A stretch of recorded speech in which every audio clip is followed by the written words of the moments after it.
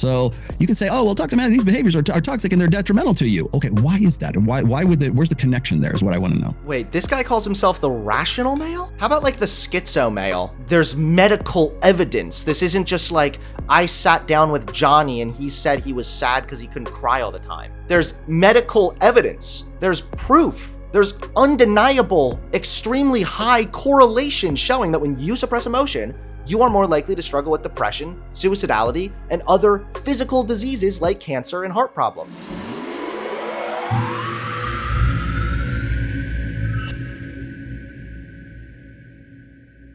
Here's some examples of the gender freakouts that have been going on since the 1800s. Okay, so let me go all the way down here, blah, blah, blah, blah, blah. Here's a newspaper excerpt from 1893.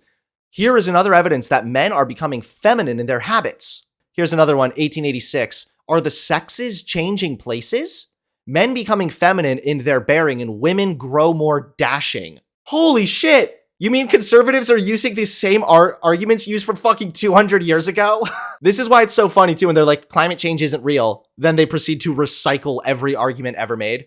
It's really cute. 1920, women becoming masculine and men effeminate. 1925, men becoming effeminate. For those of you who don't know, The Rational Male is originally the title of a book written by, how do you say his name? I don't want to like mispronounce it on purpose. Rollo Tomassi? Is it Tomosi? Tomisi? I'm not sure how you say his name. But yeah, Rollo, I will just say Tomassi for now. Rollo Tomassi, he is the author of this book right here. The Rational Male, Positive Masculinity. Fun fact, when I was still conservative, I read some of this book. I was like almost going down the red pill path. And it happened to be in a very specific time when I was feeling particularly bitter towards women. It's very strange how that worked. Just fun little anecdote there. Yeah, so this is the guy, Rollo Tomassi. Pretty big name, honestly. I mean, obviously he's a published author. He's well known. And he's very well respected in the red pill communities. He now kind of calls himself the Rational Male. There's a channel that he runs called The Rational Male. And he decided to cover some of my debate with Jedidiah. Now, the first thing that I found to be incredibly interesting was the title, which was Jedidiah Bila Gets Schooled by Hunter Avallone. Now, I think that is to a large extent clickbait, because obviously he doesn't agree with me, but it does seem to be that he feels as though I argued better than her. So I thought we would kind of like listen to a little bit of his introduction, you know, kind of hear what he's going to say about me. And then it's a 4-hour long stream, so I'm not going to be going over all of it. Then I'm going to go over his part on toxic masculinity. My hallmark for last year, and I guess this year too, is I'm just looking for accuracy at this point. Yes, I know Hunter Avallone is a cuck, and I'm going to rely on you guys in the chat to sort of like catch me up on Hunter. I have a very sort of peripheral knowledge of the guy. I know he's in some way a friend of Destiny's, and quite honestly, after watching the video between... Yep, it's true, by the way. Me and Destiny are like best buddies. We hang out all the time. We always call each other up, you know? How's your day going? My day's going pretty good, you know? What is this? Hunter's best friends with Vosh. Hunter's best friends with Destiny. No, I mean, I've talked to them. I think they're pretty cool. I respect them. I like what they do. No, we're not like best buddies, okay? We don't go to the mall holding hands together, all right? This is Jedidiah and Hunter. I would much rather talk to a guy like Hunter than Destiny. At least Hunter comes prepared. He comes correct. Whereas if you look at Hafiz, if you look at like a Destiny, they're spitballing, right? They're improv. It's whatever they can think of at that particular moment. Now, I also happen to know that I did my homework on Hunter before the show, so just I don't know everything. And so let's skip here to the time. 2 hours and 42 minutes right now. I wanted to get to this part right here. This is pretty good. Here for sure. There are so many idiots on Twitter who abuse the term toxic masculinity that I do not fault you at all for having that perception of what toxic masculinity is getting at. I've seen so many like blue-haired, crazy lefty types who are just reeing that, Stop talking about Destiny. He's not here. It's toxic. Just kidding, Destiny. Not like, it's, oh shit, I forgot where I was going with that. Oh, so many people distorting toxic masculinity. I did. Yes. Thank you. You threw me off at the Destiny show. Sorry. Had to say blue hair. I mean, come on. There you go. Okay. But yeah, a lot of the times... Go ahead and say drag queen story hour. It's here's a guy who's doing something, he's strong or being a little bit aggressive or dominant if he needs to be. And, it's toxic masculinity. And it does literally come across as if they are out to just shit on men for being masculine. Mm-hmm. And I do think that there's a problem there. However, when I myself talk about toxic masculinity, I'm referring to something very specific, and it's... Okay, I'm going to stop him right there. I'll play the rest, I promise, because he's about to get into a part here where he was trying to sort of explain this to Sneeko recently. Sneeko fucked up too. If anything, Sneeko got wrecked, not her. But he tries to sort of wiggle into toxic masculinity in terms of how it damages men, right? Rather than it's like inward instead of outward. And I get what he's saying. He's still wrong, but I get what he's saying.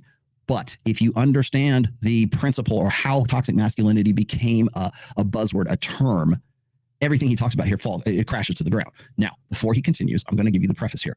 Toxic masculinity, thank you, Ryan Stone, for reminding me of this, was created by feminist psychologists to describe inmates in the prison system. They were the guys who acted on their masculinity that was applied or associated with masculinity to like beat up other people, knife people in the cap. So there's a couple problems here. Is even if that's true, it's possible for a term to have changed and its meaning to have changed. Second of all, I looked it up and that's not really true, you know? Like masculinity, as far as toxic masculinity, there was a time where they said, what did they say? They called it some other like type of masculinity or something way back. Maybe that's what he's talking about, but toxic masculinity was first coined in the 1980s. And it was coined by pro-men's movements. It was created by a man. And it wasn't even until 2013 and onward when feminists began labeling sexism and other behaviors as toxic masculinity as well. So I just looked into it. You know, what is toxic masculinity? Why does it matter? Coined in the late 20th century men's movements, toxic masculinity spread to therapeutic and social policy settings in the early 21st century. Since 2013, feminists began attributing misogyny, homophobia, and men's violence to toxic masculinity. Yeah, just kind of interesting stuff there. I'm not really sure why he's hung up on like how the term came to be. There are some terms that, became or may have been like coined originally with bad intent, but those definitions can change. This happens. On that, Dr. Phil jumps on that. Everyone in media, it's a buzz. It's easy to remember. So it's like toxic masculinity. And what happens is they've taken that, they perverted that term. They molded that, morphed that term into something different. So now toxic masculinity is, and I'll say, here's my... Does he not realize that if they've molded that term into something different, then that again suggests that the word and the definition could hypothetically change, which kind of invalidates the fact that you try to bring up where it originated from to fault the term nowadays. That's a contradiction in and of itself. You're recognizing the word is being reappropriated and changed and is now used to talk about other things, but then you're also appealing to how the term originated to say that nowadays you can't use the term or the term is bad? Definition of toxic masculinity, there is no such thing. There's no such thing as toxic masculinity. There's only masculinity. And there are the aspects of it. Wait, what? Okay, there's only masculinity? Do you think there's like such a thing as like like wimpy masculinity, fragile masculinity? You genuinely think that just all masculinity, that's it? So I would be curious to talk to him. Does he think that generally it is a bad thing for your well-being to suppress emotions? I don't know. Do we disagree on the fact that it's unhealthy to just suppress emotions? Because that's a medical fact. Or do we just disagree that men are being expected to suppress emotion? I don't know to what extent our disagreement goes. Because if he's disagreeing that it's harmful to suppress your emotions, well then now he's disagreeing with medical consensus at this point. It has been demonstrated repeatedly that suppressing emotion can lead to hypertension, all kinds of other physical problems, mental health problems. And yes, sometimes people get mad at me when I say this, but it is true that it even raises your risk of cancer. Stress in general can raise your risk of cancer. And when you suppress emotion, that is oftentimes what it leads to, stress. So yes, it can even worsen your chances of getting cancer. So does he disagree with that? Or does he agree generally like, yeah, suppressing emotions is bad for you, but does he just disagree that men are being expected to suppress emotion? I'm not sure which one. If he would agree with me that there is a medical harm when you suppress emotion, now we're at step one. So that's obviously harmful to people suppressing emotion, right?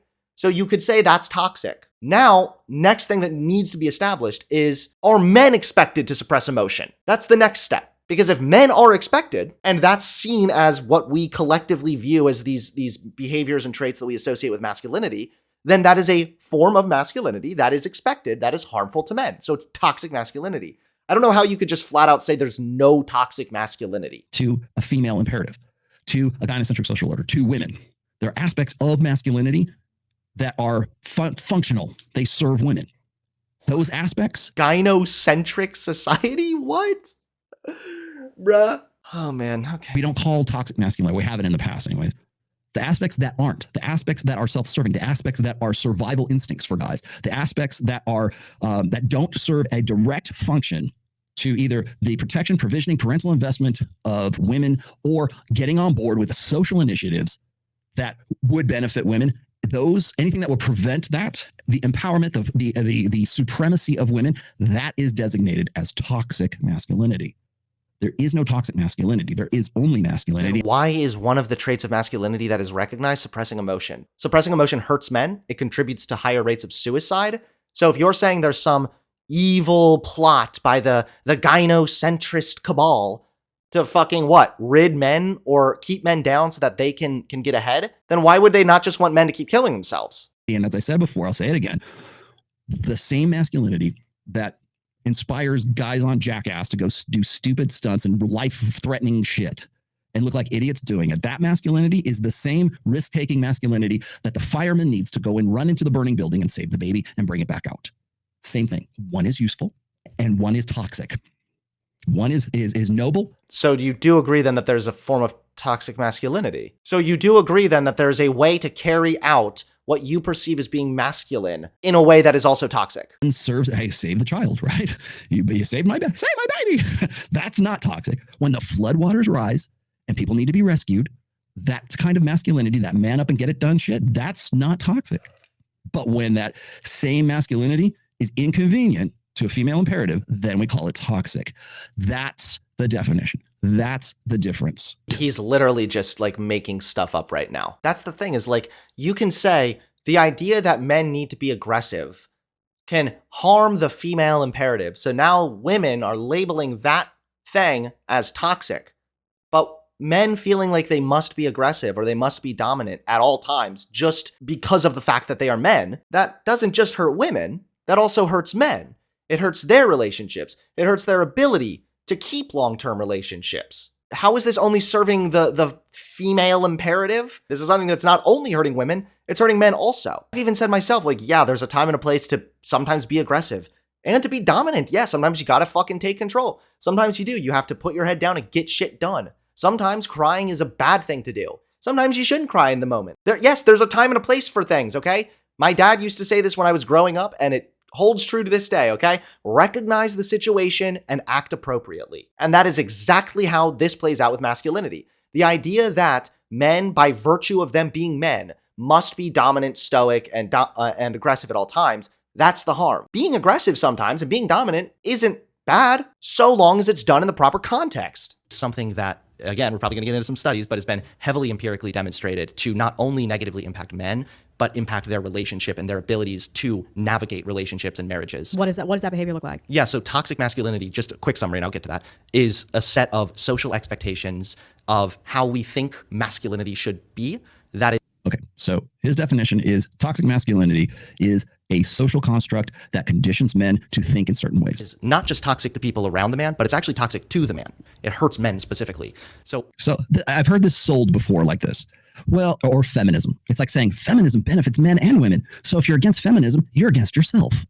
Oh, if you disagree with toxic masculinity, then you're just embracing it and it's like a poison in you. And if you don't, then you're going to die, or there's something wrong with you, or it doesn't benefit you to think in these certain ways.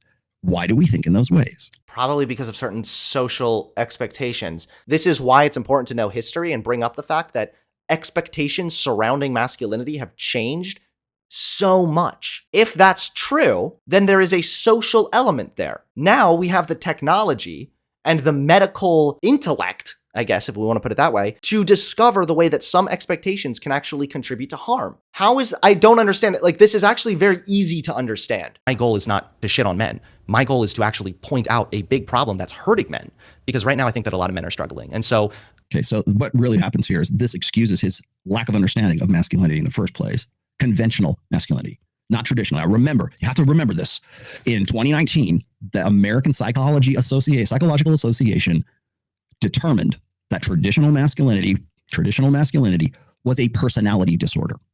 The females who run... What? What? Okay, I looked this up because I was curious. This is just a fucking lie. American Psychological Association Masculinity Personality Disorder. I would assume he's talking about this. APA issues first ever guidelines for practice with men and boys. Men commit 90% of homicides. They draw on more than 40 years of research showing that traditional masculinity is psychologically harmful and that socializing boys to suppress their emotions causes damage that echoes both inwardly and outwardly. Where is it saying it's a personality disorder? Okay, so nowhere does it say that masculinity or traditional or conventional masculinity is a personality disorder. What the fuck? Nobody's even saying it's a disorder.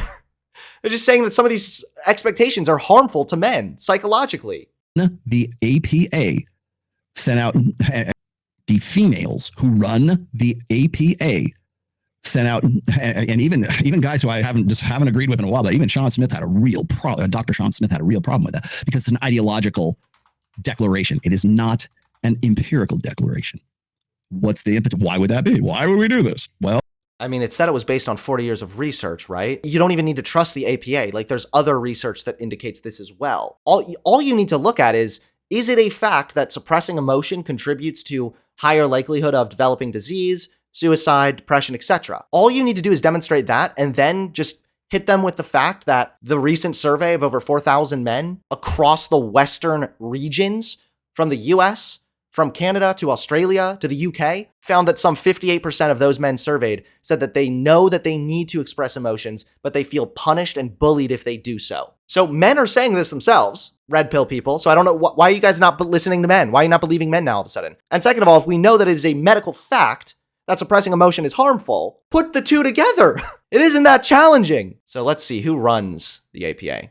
President is a woman. Okay. That's not right. Board of directors, maybe? This isn't just like all females.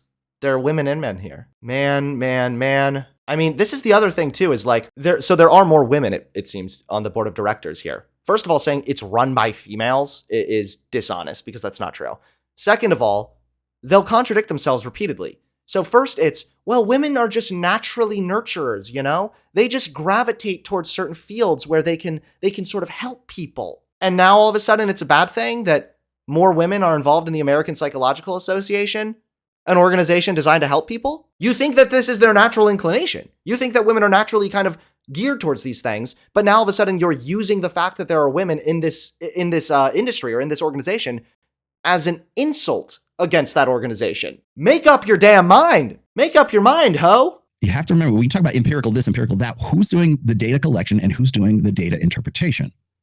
So you can say, oh, well, toxic, these behaviors are toxic and they're detrimental to you. Okay, why is that? And why where's the connection there is what I want to know. There's medical evidence. This isn't just like, I sat down with Johnny and he said he was sad because he couldn't cry all the time. There's medical evidence. There's proof. There's undeniable, extremely high correlation showing that when you suppress emotion, you are more likely to struggle with depression, suicidality, and other physical diseases like cancer and heart problems. Is usually this idea of the big one is emotional suppression. That's the Here big we go. one. Here we go. You're a man, so you got to be stoic. You got to be, don't show your emotions. Crying is weak. Don't ever be vulnerable.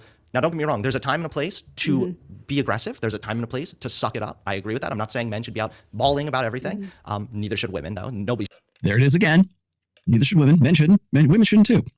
Because we're all equal. We're all the same. Should be like wailing their ass off about everything. Wait, this guy calls himself the rational male? How about like the schizo male? I think that would be more descriptive.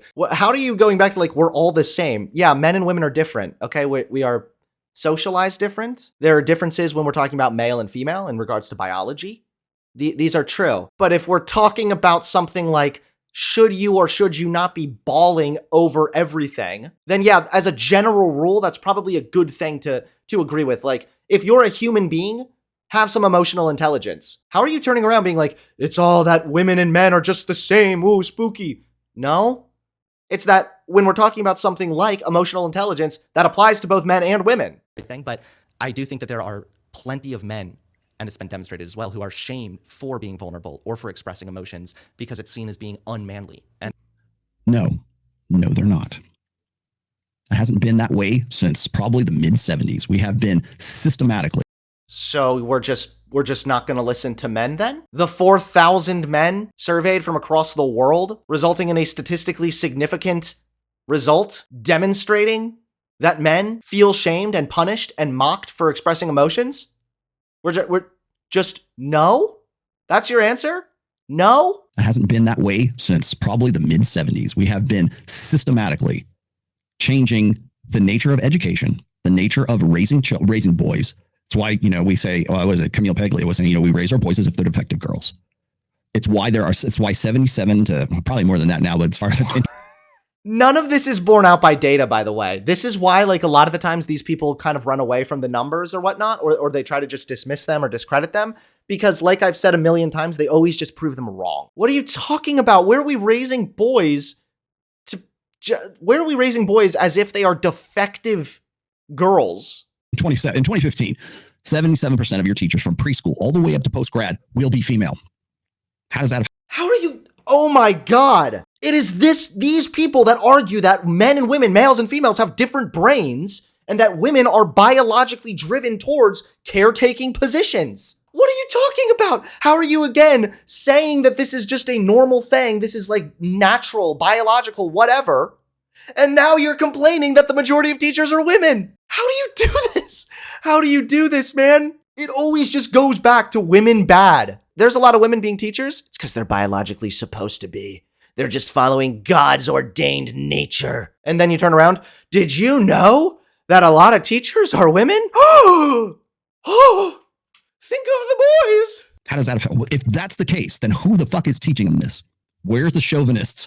Where's the drill sergeants? Where's the coaches that are smacking Junior upside the head saying, boys don't cry? If anything, it is absolutely the opposite. So they'll do this a lot too, where they provide a alternative and they say, where is this thing happening? And because something that dramatic is not happening, they think that it proves that it's not happening at all. Where is an example of the guy smacking the child saying, boys don't cry? Yeah, probably that's not very common, That's not what I'm talking about. I'm not talking about the coach going up to the little boy, screaming at him that boys don't cry, and if you even shed a tear at your mom's funeral, then I'll show up and fucking kill you. Yeah, no, that's not happening. Congratulations. What is happening, though, are subtle, reinforced expectations. Man up. You hear terms like this. Man up is the equivalent of suck it up. If you're crying about stuff, dude, man up. It's the implication that less emotion is associated with masculinity, that being a man is inclusive of suppressing emotion. It's not slapping Junior upside the head, telling him not to cry. It's just subtle reinforcement of these types of views.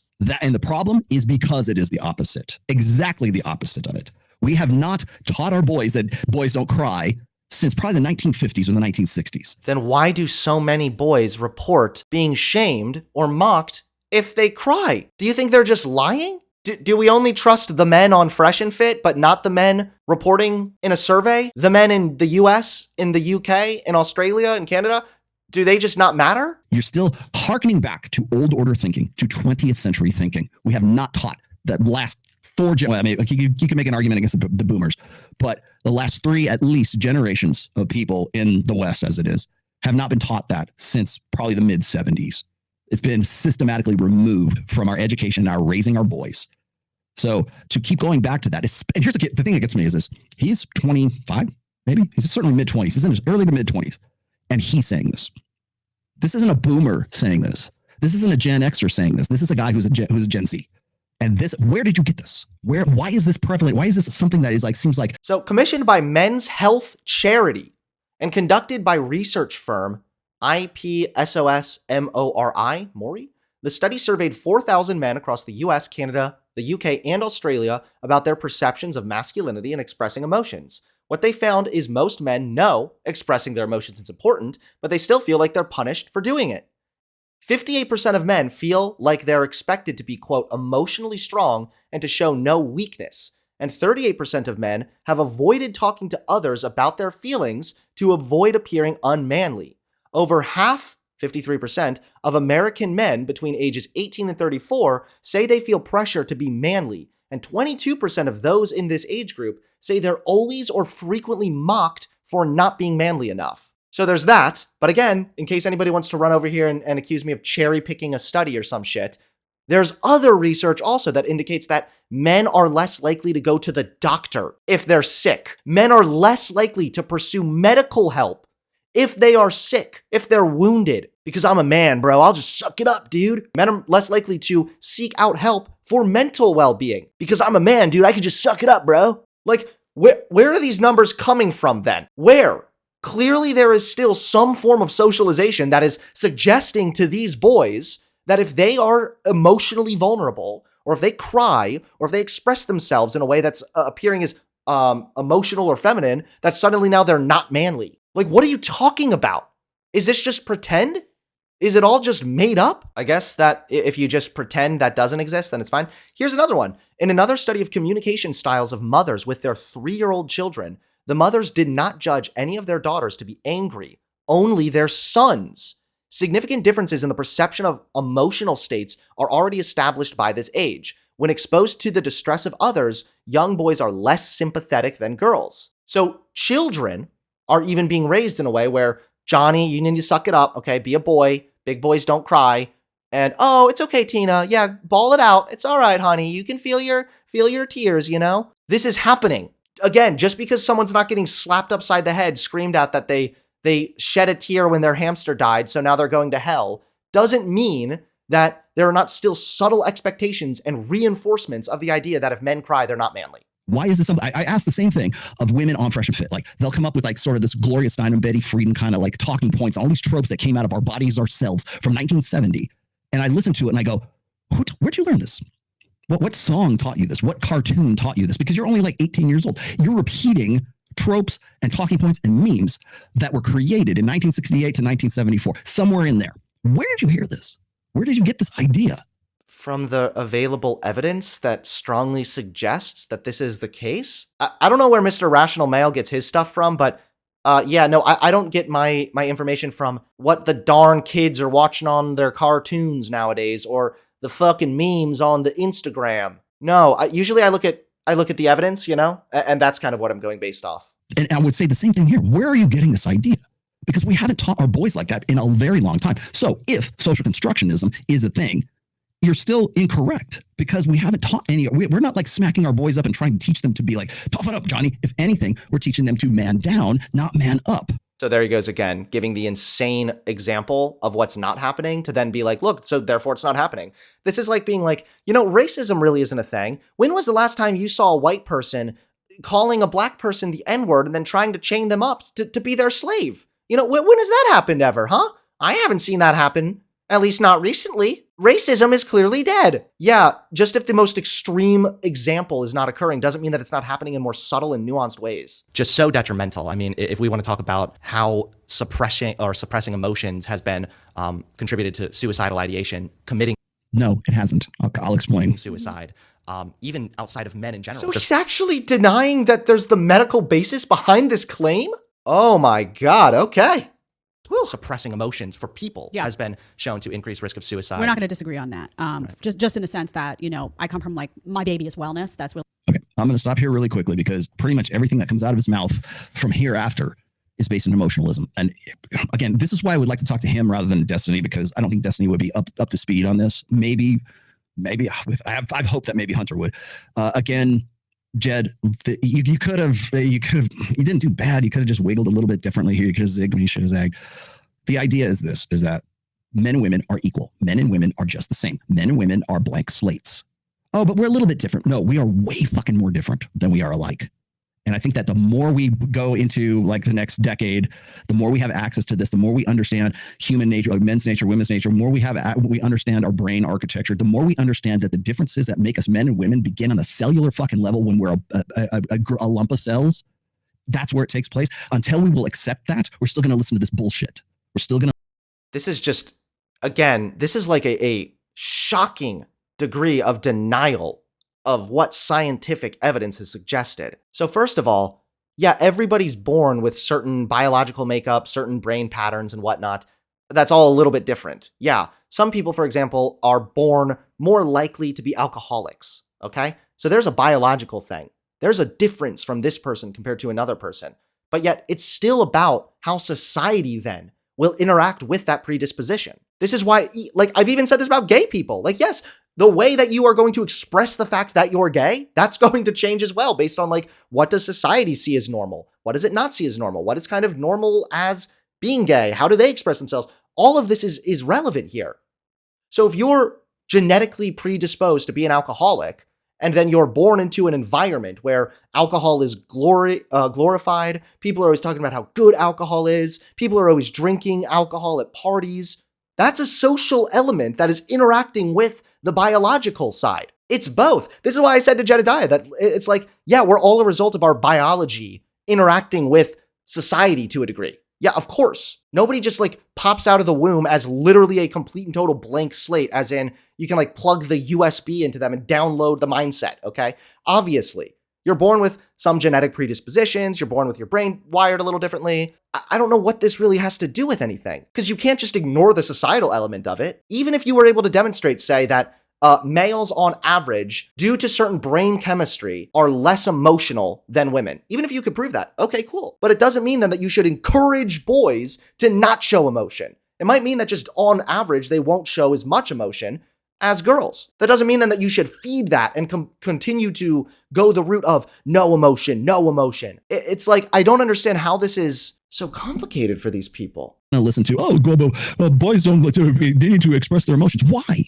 Why would they need to do that? Especially when they don't have the hardware to do that. That's the point I've been trying to make for forever. And Jedi. What? They don't have the hardware to do it? So do you just think that like boys have less emotions? Oh my God. I don't know where to go from here. Like, I'm actually getting kind of flustered because of the degree of falsehood. So this is why I bring up this study as well, that infant boys are more emotionally reactive than girls. Infant males are more emotionally reactive. I thought they didn't have the hardware for that. So why is it that infant boys are more emotionally reactive, but yet as they get older, they aren't as sympathetic? And there's socialization that takes place. Like, what the fuck are you talking about? What do you mean they're not hardwired for it or they're not wired for it? Again, even if men or males aren't as likely to be as emotional, or if they are wired differently in a way that it doesn't include being as emotional, that doesn't mean then that you should encourage them to not ever be emotional. This is shocking. Traditionalism and the blank slate. That's exactly where Hunter is as well. At least Hunter is well educated and does his homework. That's the difference between the two of them, I would think. I think I could probably have a conversation with Hunter and say, look, here's the real points here. You have bad data on all the people that you think are like in some way important. But it's emotionalism. If you kick out the legs of emotionalism, social constructionism, and blank slate, and society or whatever, if you kick out those legs of the stool, anything that is a wokesy talking point crumbles because they are all founded on those.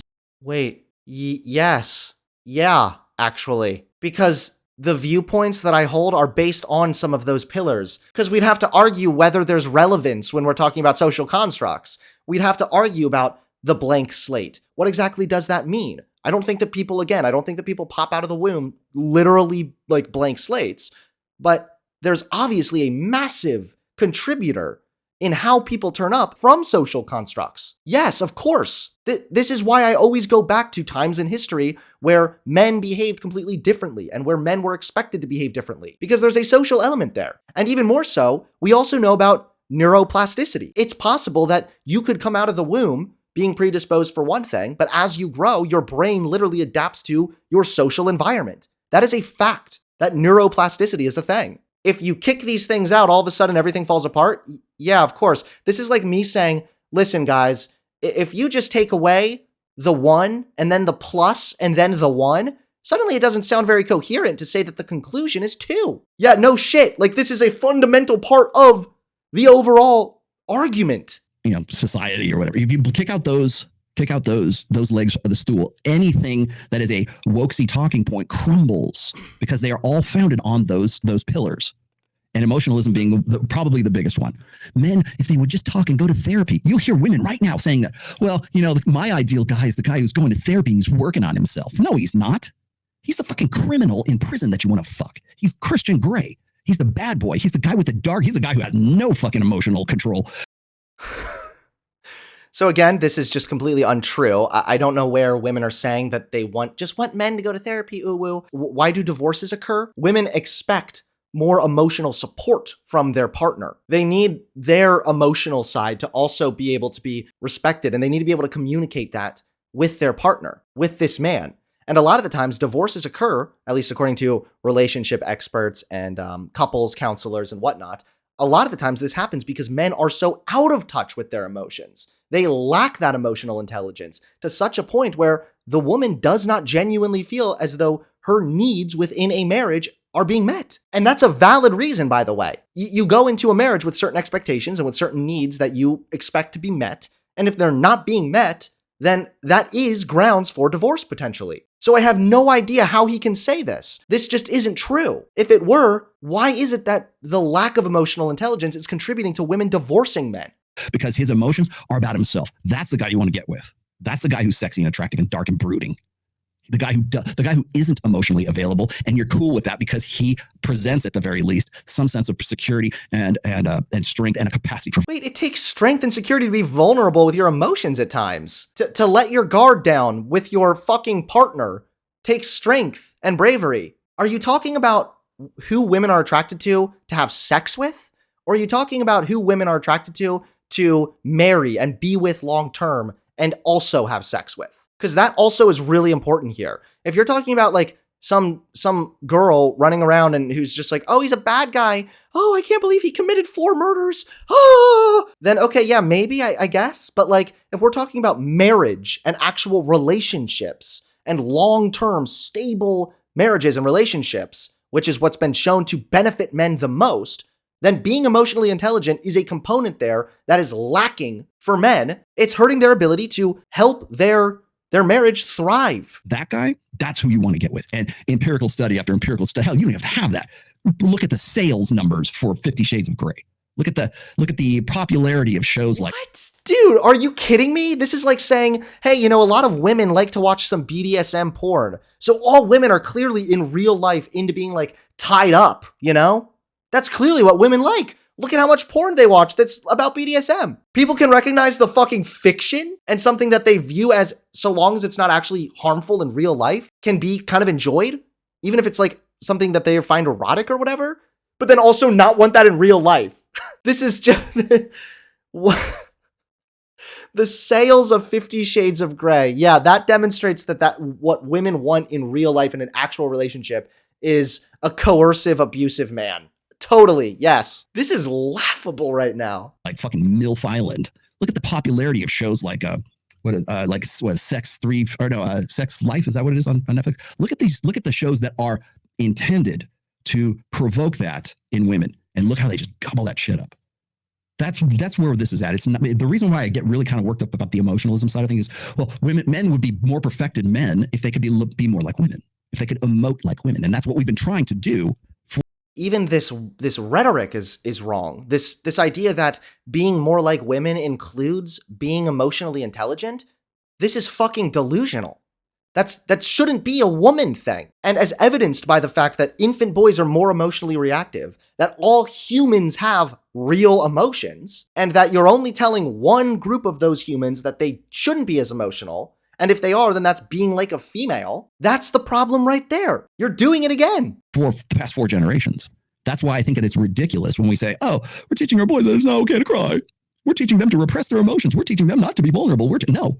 Men and women do not process emotion the same way. We do not have the hardware. They don't need to. Nobody's saying they process emotion the same way. Nobody's saying that men, on average, should be crying an equal amount to women crying. Like, nobody's saying this, but men are also human beings, and human beings have emotions. Those are a real thing. That's actually biological, mind you. This isn't just like talk about your feelings. I'm talking about emotions here, which is a biological brain chemistry response to certain stimuli. Humans have this. Telling one group of humans that they shouldn't be expressive about those emotions, and another group of humans that they can be, and that if this other group who's not expressive, if they want to be expressive, that now they're acting like women, that's harmful. You don't have to be built identical. You can be different, but you're similar enough so in that you're both human beings, you both have emotions, and suppressing those emotions is harmful and detrimental for your own well-being. Men process emotion after they process things reasonably. So you have instinct, reason, and then emotion. Men try to figure, we're deductive problem solvers, we try to figure shit out. And then we figure out how we felt about it. Women are instinct, emotion, and then reason. So they get to the instinct. What should I do? How do I feel about this? And then, oh, what could I have done about this? Or what should I do in this case? How do I solve the problem? That comes last. Again, like, even if this is true, you'd have to see how this bears out practically. This is why I like the studies so much. They did that study, I think it was with 6,000 men and women, and they presented them with complex moral dilemmas like abortion, animal torture, experimentation, I think was another one. And they found that in that case, women did show more of an initial gut reaction. However, the end result was that men and women both delivered roughly equal degrees of rational conclusions based on rational thought. So you might be right. Again, even if you're right that, well, women process things a little differently than men, I'm not denying this. That's totally possible. Sure. Now, we'd want to get into another conversation, which is how much of this is actually influenced by society. How much of this can be shown to be a result of neuroplasticity. We'd want to talk about that too. But even if they process things differently, the available evidence that we have shows that, well, at the end of the day, men and women both come to rational conclusions and both think through complex decisions with about equal degrees of rationality. In the chain. For men, it's instinct, reason. How should I solve the problem? How am I going to deal with this? I'm going to interpret this data. And then how do I feel about it? Emotion comes it comes at the end of the chain instead of in the beginning of the chain like it does with women. We are not the same. We do not have the same hardware. I have the fMRI studies. I'm not a neurologist, but I feel like I fucking have to be, because that's the point. You go and look at the 4 laws of behavioral genetics.